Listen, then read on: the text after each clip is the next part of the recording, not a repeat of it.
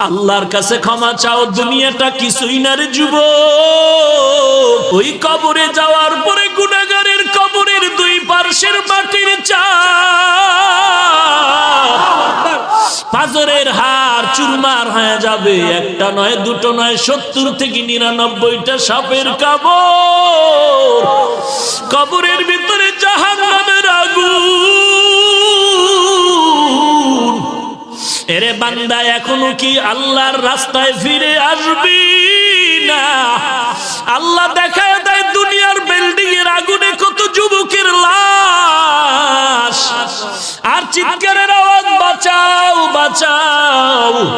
একটু চিন্তা করে দেখ, যখন আগুন লাগছিল শরীরের মধ্যে তখন ওদের কেমন লাগছিল, অবস্থাটা কেমন হয়েছিল। ওরা যখন আগুনের মধ্যে সবাই জানালা দিয়ে হাত দিয়ে কয়, কে আছো, আমাদের বাঁচাও। আমাদের ডানে আগুন, বামে আগুন, চতুর্দিকে আগুন।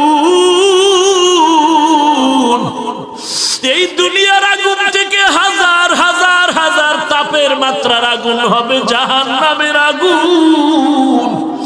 এরে যুবক, পায়ে হাত রেখে বলি, পাও দুটা আগাইয়া দাও। আমি তোর পায়ে ধরে বলি, আর গুনাহ করিস না রে যুবক, আর গুনার পথে যাইও না। নামাজ পড়ো, পর্দা করো, মা বাবার খেদমত করো, আল্লাহওয়ালাদের দোয়া নিয়ে চলো।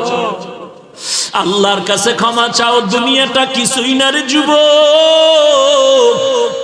পায়ে হাত রেখে বলি, এই যে বন্যা হয়ে গেল কয়েকদিন আগে, কত মানুষ বন্যায় মরে গেল। ঢাকার শহরে গাড়ির উপরে গাছ পড়লো, গাছে আঘাতে গাড়ির মধ্যে মানুষ মরে গেল। এরে বান্দা, এখান থেকে ঘরে যাওয়ার কোনো গ্যারান্টি নাই। আবার রাত্রে বেলা ঘুমাবি, ভোরবেলা উঠার কোনো গ্যারান্টি নাই। পায়ে হাত রেখে বলি, রে বাবা, তোর মতো যুবক স্কুলে পড়ে নামাজ ছাড়ে না, তুমি কেন পারবা না? তোমার মতো যুবক চাকরি করে নামাজ ছাড়ে না, তুমি কেন পারবা না?